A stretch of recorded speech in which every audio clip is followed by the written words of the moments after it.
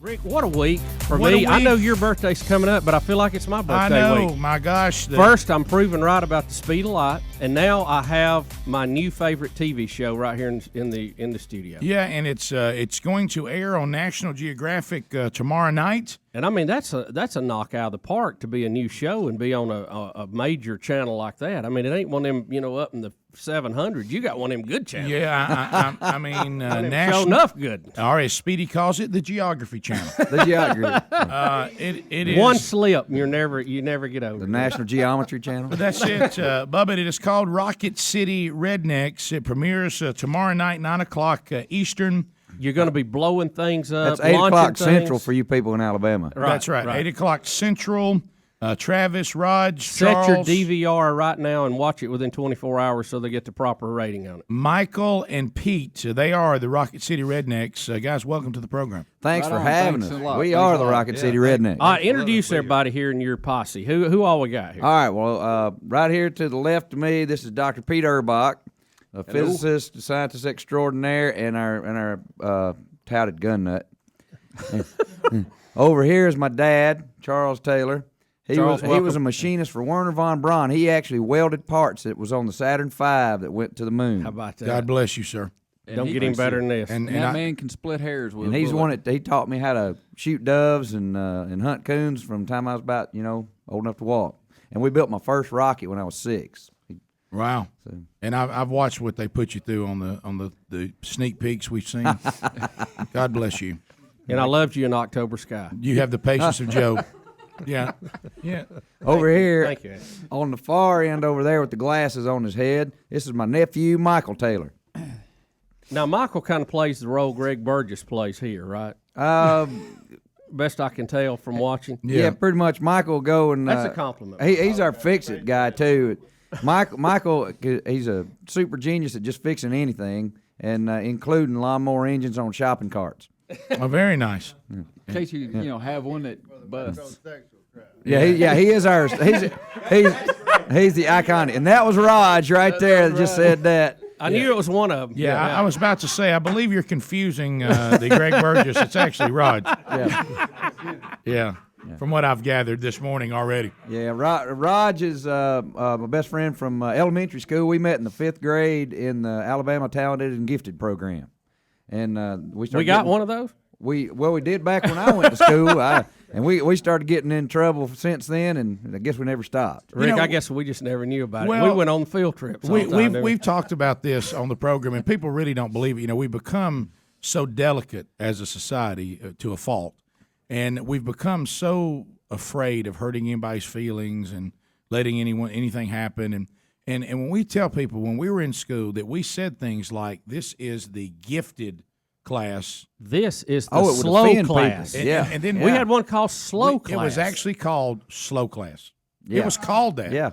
And you go, oh, yeah, you're in slow class. Now, I'm going to tell you that. And you know what? You didn't get tore up about it. You just went, dang it, I'm going to work harder. I'm going to get better. Well, I didn't. I was actually thrilled because I knew we always had the best field trip. And the shortest bus. Oh, and then the homework really wasn't that difficult because the great thing about slow class is they gave you a slow teacher. There you go. And so it was really, really a great experience. And she cared the most about you too, probably. Tell us, how in the world did this get started, and how did you land National Geographic? Man, it's a really interesting story, I think, anyway. I'm also a science fiction writer. I've written about a dozen best-selling science fiction novels, and there's the show that's on the History Channel, not National Geographic Channel. It was called The Universe. And that's another big one, though. Yeah, that's one of them big ones. The production company for that was going to do an episode of that show called Space Warfare. And so they Googled space warfare experts, and my name came up somehow or other.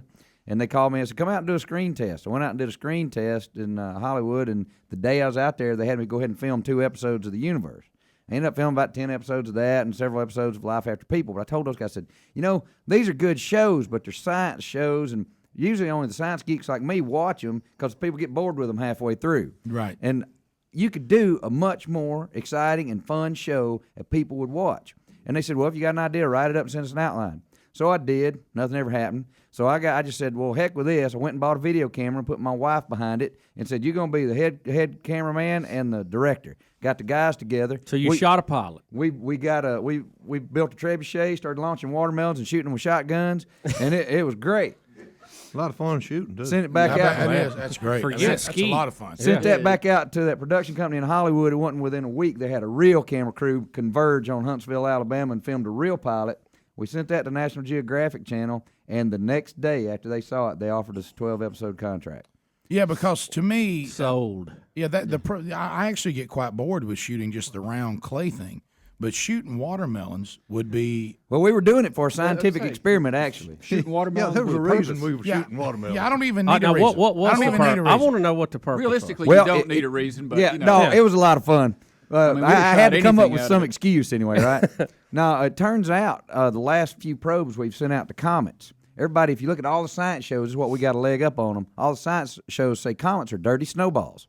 Well, they're not. The last few missions showed that there may be a dirty snowball on the inside, but they've got a hard surface. And I was thinking, well, what could we use to act like a comet that's kind of soft in the middle and has a hard surface? Watermelon. There you right? go. Yeah. So we Odd froze shape. Yep. watermelons, and they make a perfect surrogate for a comet.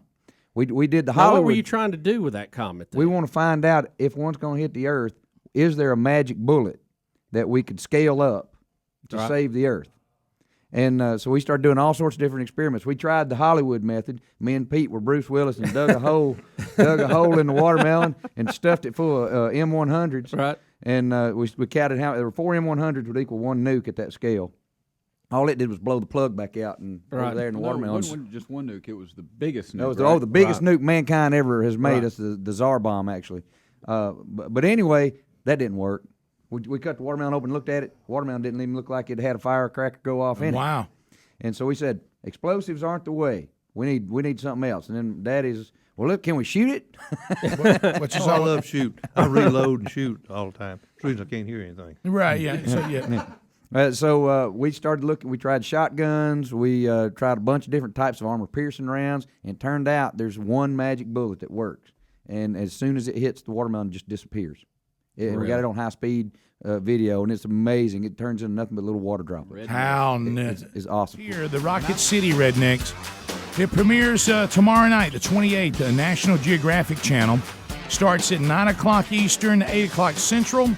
And we were discussing it's gonna debut with 4 episodes. Is that right? That's right. 4 episodes going to show tomorrow night. And one of them is the great episode of you trying to build an Iron Man suit. Yeah, it's called Junkyard Iron Man. And Oh, it's cool. the reason we built that is my personal hero and Michael's daddy, my big brother. He's been over in Afghanistan and Iraq with the Air Force 3 or 4 different times. And, Wow. And we were thinking about it. You know, they have to wear all this armor, and it's heavy. And he sent us this one picture of him standing by a thermometer, and it was 130 was the last number on it, and the needle was way past that. And I'm thinking, how are they walking around with all that armor and that heat is killing them? They need the armor to walk itself. And so what would be awesome would be if they had an Iron Man suit that would help them out, walk them around, and protect them. Then they can worry about the people shooting at them instead of worrying about having to carry all that stuff around. So we went over to the junkyard and got a bunch of parts out of the junkyard, some car window motors and tailgate lifts and a bunch of other door lock motors and things, and some sheet metal off car hoods, and then we got some My smoker. Yeah, oh yeah, and we used Daddy's meat smoker for the You torso. gotta be kidding me. Cut it half, dude, made a breastplate out of You know it. them R2D2 smokers? Yeah. Yeah. I had to cook on a stick for the next 3 weeks. Seems like they're always getting your stuff to Yeah, work why on. is that? Oh, yeah. Oh, your face. I reckon I'm the patsy, you know. I wind up, everything in my shop winds up being welded to something. Well, let me tell you, your face when they started bringing up they would use your fishing boat for something. I That saw was that. precious. Terrified, wasn't it? Yeah, it was not a good So, face. so what are the episodes we'll see? The All right, Iron well, Man? And yeah, what well, else? let's see. I think first is going to be bomb-proof my truck. That's where we make armor out of beer cans. All right. And then the next one is Constructed. Now, Raj helped with that. Did you? Yeah. Were you the supplier? What are y'all talking about? the big Roger. He's over there telling the story. He is Greg. We needed 500 beer cans for the armor for the truck. I can't get over you saying meat smoker on the radio. It is Greg, by the way. That's Raj. Yeah. So then it's bomb-proof my truck, moonshine rocket fuel, then junkyard Iron Man, and then 20,000 beer kegs under the sea. And that's where we built the submarine. That's where we used the trailer for Daddy's crappie boat. and so he don't have a trailer anymore. His crappie boat's sitting out on sawhorses out in the backyard. Welded to my trailer. The frame of the submarine is my trailer. Submarine with wheels. Now that's a good idea, you know. Yeah. We didn't want to have to. Submarine's got to be heavy so it'll sink, and we didn't want to have to unload it off the trailer. Well, I think it's a good idea. It makes it like, amphibious, just use right? the trailers part of the weight. Exactly. Yeah. Now, what was this thing with the Iron Man suit where they all are making fun of you? Because they, You thought it was on fire. You started saying it's on there fire. was a fire in the helmet, guys. They still don't believe me that there was a fire in the helmet, but that you got to understand, I can't get in and out of that suit by myself. These guys have to put it on me. So you're kind of bolted in. Yeah, I'm strapped in, bolted in, and I'm literally in a can like a spacesuit. Let me tell you, you sit in something like that for 4 hours, and you realize there's places that you want to scratch. 4 hours you're in the suit? That's how long it took me. It takes about 20 minutes to get in and out of it. And then while they were trying to film all the pieces, and we were trying to test all the electronics, all that together, it took about 4 hours. And you said you forgot one key component to that. The suit. Oh, yeah. Well, I'd been in there about an hour, and, this is on weekend, so there is some beer, in a cooler laying around somewhere. And I realized that I needed to go to the bathroom at some point. Oh, my gosh. And you're trapped in the suit. And I was trapped in that suit, and the director's like, well, we got to get the rest of this shot. We can't bring the cameras down right now. Y'all need to finish. And so we had to keep it working. And so I realized next time I'm going to get some Depends. Yeah. To put in that thing. Yeah, Kind of like being in a tree stand with a crowd watching, right? Yeah, I reckon. Yeah, but I'll tell you what, there comes a point about 2.5 hours in, you don't care. I got real close to that, but I was afraid of causing a fire Yeah, you because don't want there were something to short out, there were huh? wires running everywhere Well, inside that electrical thing short and motors. Now we shot used that. junkyard parts now, so there was no telling which one was going to burn out and why. So we I mean, you volunteered to be put in a suit you couldn't get out of that was made from parts from a junkyard. that's correct. How does that sound now here? Now? Oh well, He'd do it again. it was well worth the output because hopefully people will see what we did for a couple $1,000s in junkyard parts in one weekend, and they'll think, this is real. We probably ought to do something like this for our troops and build some real suits with some real money and some real research. Because I was able to curl a full beer keg with one arm. Really? Yes, and So, with the other arm I curled 3 concrete blocks. Yeah. Hey, you forgot an important point of that suit too, and that was the armor. Oh yeah, and the suit is completely bulletproof. The So your glass is dad shot bulletproof at you glass. just to test it? We No, we wanted begged. to. We begged. We didn't tell Daddy he wouldn't let it happen, but me and Pete begged the producers to let Pete come over and shoot me with his pistol before we were done, and the lawyers wouldn't let him do it. No way. Them lawyers, they won't let you have any I fun. really do mess things I up. mean, will there were not probably 12 Emmy moments that were just shot. Yeah, Right. but we Because tested of the lawyers. armor. It was purely bulletproof. We did laminated layers of fiberglass and sheet metal and plywood, and when you put all that together, it's better than Kevlar. Why have you always been tinkering with stuff, all of you, from as far back as you can remember?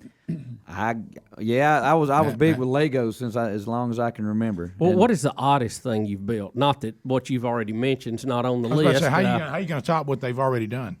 Oh wow! I don't know. What's the oddest thing we built, Daddy? Well, I'd say the last one. That's Crazy War Wagon. Oh yeah, that's right. that was War definitely wagon? odd. Yours Yeah, still that looks like an last armadillo weekend. on wheels. Last weekend we took Michael's old truck that we can't seem to kill. We blew it up in the first Doing his best episode. job he can, though. Yeah, they keep Yeah. trying to blow it up. Yeah. He's doing all he can. So we decided, what would we do if zombies or aliens invaded? So you come up with all these Yeah. scenarios from your sci-fi background. Right. And so my thoughts were, okay, you see all these movies, you hear about the zombie invasions or an alien invasion. You wouldn't have time to run to the liquor store and the ammo store, so you got to do get everything you need right there. When you're in the South, the liquor and ammo store are probably close together. Same store. Yes. It's the same store. You can get them at the same place. Yeah. And so we pulled an A-team. Yeah, tan in the So we had to pull an A-team. I said, guys, only with the stuff at the junkyard that's next door and in Daddy's garage can we use, and we're going to build us a war wagon out of Michael's truck to protect from the zombies and the aliens. And do it. Or in- an overzealous government, but I won't get into that. Right. Go ahead. Or yeah, right. Well, that was kind of a wink, wink, nudge, nudge that we didn't want to bring up. Right. Which is more likely, but go ahead. So we went at it, and we turned Michael's truck into an armored tank, bulletproofed it. We put a giant 2x4 cannon on top of it that'll shoot 130-mile-an-hour 2x4s, about 100 yards. We built a flamethrower out of a pressure washer. We Kids, do not try this at home. we I bet y'all got a great disclaimer at the beginning. Right, of the unless- show. Golf ball machine gun on back of that thing looks like a 50 cal. Yeah, we built turret. a golf ball cannon, a semi-automatic golf ball cannon. Daddy built that out of PVC and some air hose. And it'll fire them too, won't it? Oh man, it'd go through a piece of plywood. It looks just like a machine gun. Yeah, we were like, it does. Did you see Dad when I asked him what it fired? Yeah. Well, the funniest thing is we were trying to figure out, well, we need something that we could have a lot of ammo for. And Daddy had a bucket of golf balls laying over there, and Daddy don't play golf. I shoot it with a rifle. Boy, you ought to watch when you shoot it with a rifle. That's right. I said, Daddy, why you got all these golf balls? He said, I like to shoot them. We'll be right back. More with it. You guys have done a lot of work. I know that we can't talk about it because most of it's classified, though, for the Defense Department. Oh, yeah. I'm actually a civil servant. My day job, I work for the U.S. Army Space and Missile Defense Command. Yeah. Pete, he's a contractor. He works. Yeah, I'm an uncivil servant. Civil servant. But you guys have tried to do some problem solving with some to help us to maximize our capability to defend ourselves, and unfortunately all of it's classified. We can't talk about it. Not all of it, but yeah, a lot of it that we do ends up that way. But the things that we have worked on, we worked on space programs, rocket programs. We worked on. I'm currently working on a big laser program to shoot mortars and artillery shells to protect our troops. Make an umbrella that'll follow them along using a laser that shoots them down out of the sky. Pete works mostly on sensors that sees things like that and finds them. Got to see it before you can shoot it. Got to see it before you can shoot it. That's exactly right. And I walked in from a trip to the restroom, and I'm almost certain I heard Bubba and you guys discussing Bubba's theory of the speed of light is not a constant. I've only been on that for 14 years, Yeah, Rick, yeah, but I mean, and proven right last week. But yeah, go ahead, recap that experiment, because I asked you, Travis, I said, do you think the experiment was accurate? I mean, because it's going to have to hold up to other tests and all that. And repeat your answer, because I thought it was very interesting. Well, I hope it was accurate, and I'm going to reserve judgment until I see all the data and everything myself. But assuming it is accurate, what probably They'll happened. FedEx it to you. Now, I will say this, the fact that you're trying to practice true science, you'll never be allowed to work for the people that seem to be researching global warming and climate change, but I won't get into that. Well, you're going to be kicked right out of that. Yeah, I've that's noticed the a first thing you trend on can't your do is shows use a about that. scientific method. You have to. First thing you can do. I've been on some arguments with some folks, and the first thing you do is attack you as a person. Right. And then you say, well, wait, I was just giving you some data to talk about. But And when talking about scientific theory, I'm no scientist, but I do know enough that that's supposed to mean that the debate is continuing until we can come to a conclusion. You can't just shut down a debate and say it's over. Well, this muon neutrino thing at CERN is a good example that any group of scientists, I don't care how big your group is, that says something is a fact, then it means they're not following the scientific method, and they don't realize that everything, our model of the universe, is just that. It's our model of it, how we've seen it right now. And somebody is going to be smarter in the future and say, well, you guys are close, but we believe it's this much better, it's this much different. And every generation is going to have that happen, or it may skip a few generations, but it's going to happen. You know, what we found here in CERN, if this is right, is that these muon neutrinos work differently than everything else. And for some reason, when you get to a certain energy level, they may be going about 1,000 times faster than the speed of light in that particular medium. Yeah. And if that's the case, that's the first step toward a warp drive. That's what I've been I didn't know wanting if to he do was going to my use the whole W life. word Oh, or you not. went there. He said the W word. No, he didn't. He did it. He said warp.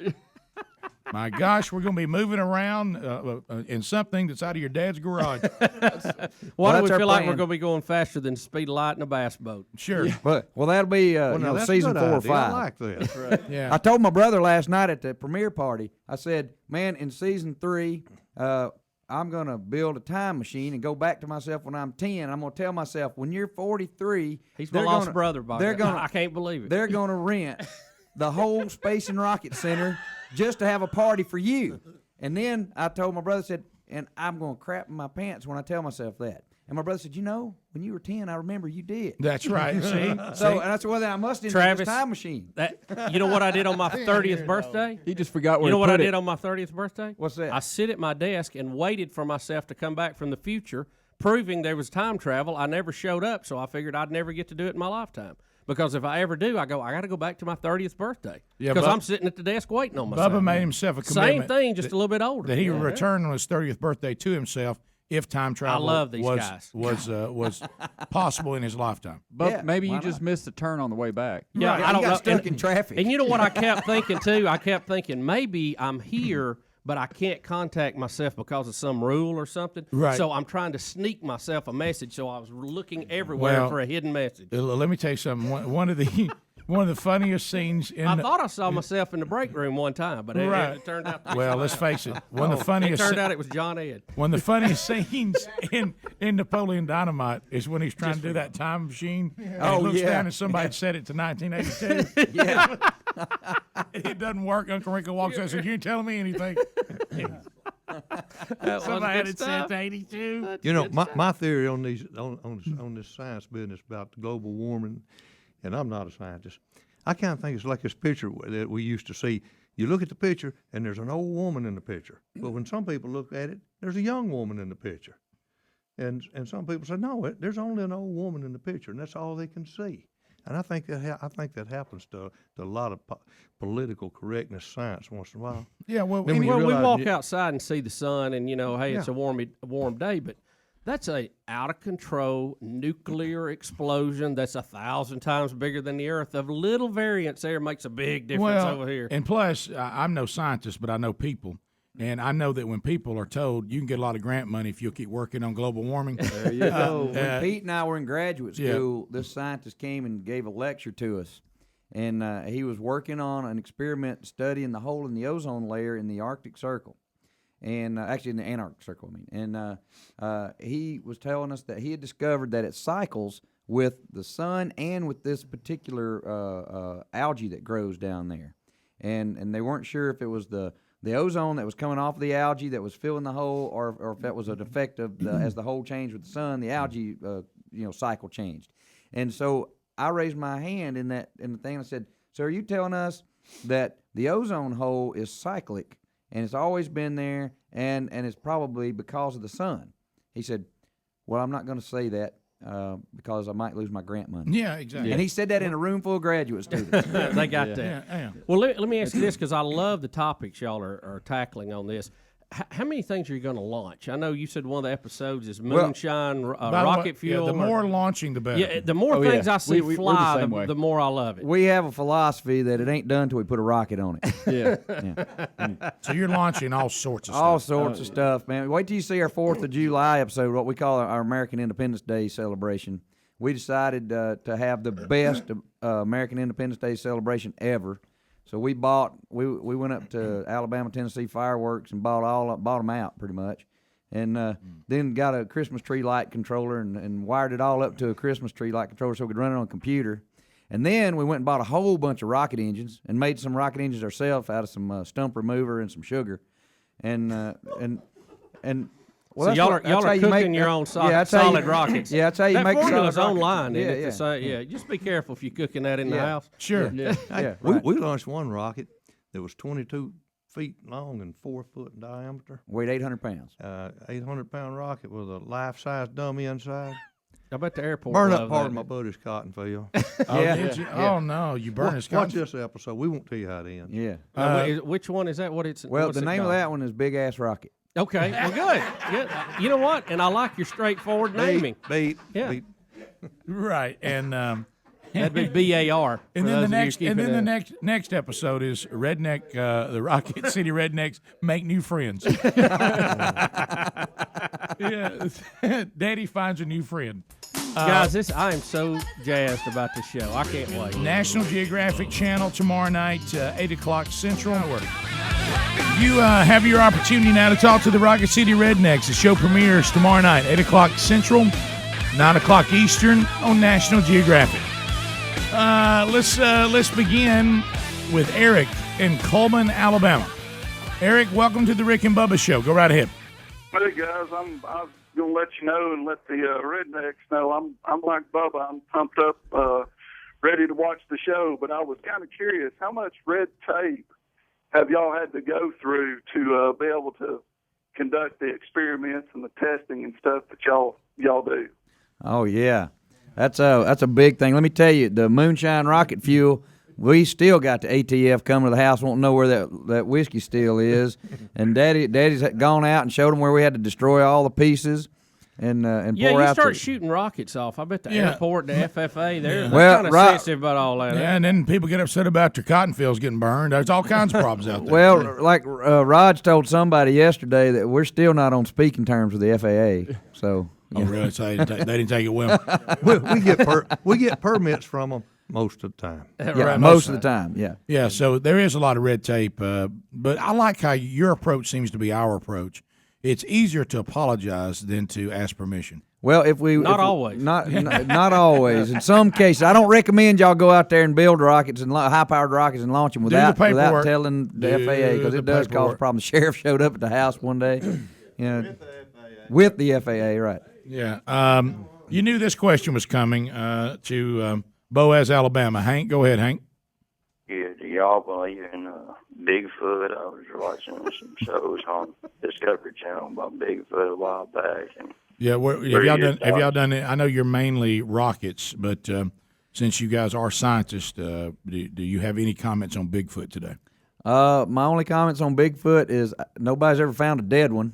Right. So where's all the dead Bigfoots? Daddy, you've been in the woods more than anybody I ever met. You ever seen a Bigfoot? Now, the only Bigfoot I saw was one of the neighbors kept sneaking in my granddaddy's watermelon patch, wore about a size 14 shoe. That's the closest I ever come to Bigfoot. Yeah, you never seen it. But what about cougars? yeah. Well, my grandmother used to talk about this white thing that used to come in and steal babies when around, and it turned out that her daddy ended up shooting the thing. It was a albino panther that had wandered around down here. Really? So there may be something to all these stories, but who knows what it is. Let's go to Josh in Huntsville, Alabama. Josh, go ahead. Hey guys, went up to the premiere last night. I actually live around the corner from Raj. Actually, we call him Greg, but I bet that's a wild ride. well, we know him and his wife and my wife grew up together, so we know them. Just wanted to tell you guys that I enjoyed the premiere last night. It was an awesome show. First 2 episodes are incredibly interesting, very entertaining. I'm waiting for National Geographic to actually put some subtitles under what Raj says during the show, so we can actually understand him. Also, I'm looking for a safety third shirt. So maybe you can explain. That's what I'm wearing today. Safety third instead of safety first. I love. And Rod, you said you want to give a shout out to your wife, didn't you? A minute ago when you were talking. Yeah, you want to say hello to you? We want to say hi to Roger's old lady. Yeah. Hey, CB. You want to say hello to his old lady? Yeah. Yeah, his old lady. Man, we can't be telling she's going to whip me. Hey, Travis, can you decode that? I didn't even get that one. Yeah. Yeah, I've never. Basically, that means Raj and Michael are in trouble. Raj and Michael are in trouble now. Right. Yeah. Michael done called Julie the old lady. Yeah. Right. I call her Roger's old lady all the time just because. Because nobody wants to keep that alive, right. you know. Nobody. Yeah. He's trying to keep that old saying, that term alive. I was about to say, Raj prides himself on keeping the term referring to your wife as your old lady alive. Right, that's his goal. Well, we all have our goals. Now, okay, that's everybody else's I didn't wife. go to the slow class. Oh, cha-ching. Raj probably did when you were in school. They just called it something else. You were probably told you were special. He was real special. Yes, he was. To the phones we go. Let's go to Rebecca. Do not let these two and those two No, get together. no. Speaking of rocket fuel. I've never seen so many long lost relatives meet at one time. Bubba's met his brothers. Greg's met his. To the phones we go. Rebecca, go ahead. Good morning, gentlemen. Good morning. Good morning. I want to thank you for your work that you're doing to protect our soldiers. I have 2 sons that serve. One is an armored officer, the other is a firefighter for the Air Force.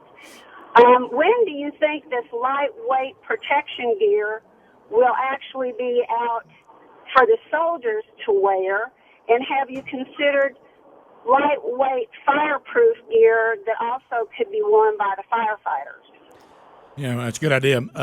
Where's the development of this? Still in the that's a good question. About and by the way, thank your sons for their service for Amen. us. Absolutely. And I actually went up to DARPA about 4 or 5 years ago and tried to get them to start a powered armored suit program. Well, I spent several times talking with them. They ended up doing a little bit where they were looking at maybe building some braces just to help enhance the amount of weight they can carry without getting too tired.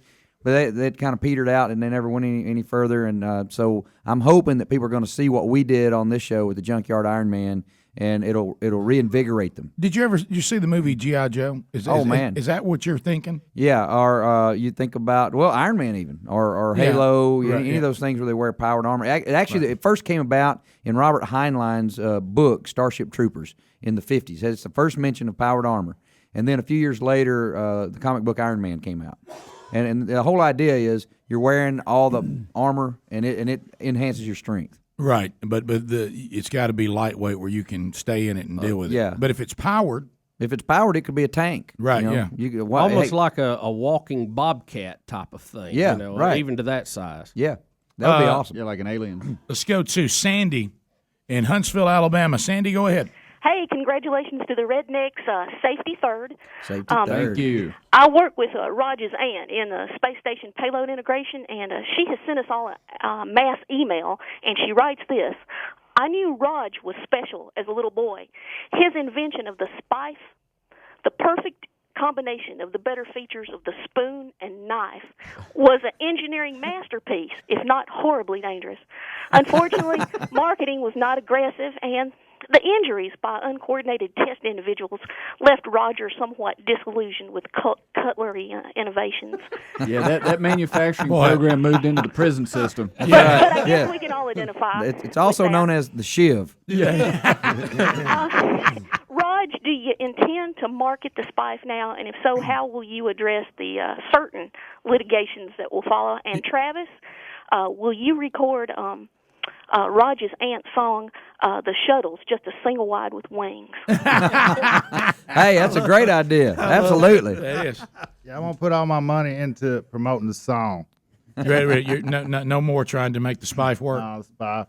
It's went by the wayside. It went like the dodo birds. Is that what you're saying? Yeah. Let's go to Garland, Texas, where Jen is standing by. Jen, go ahead.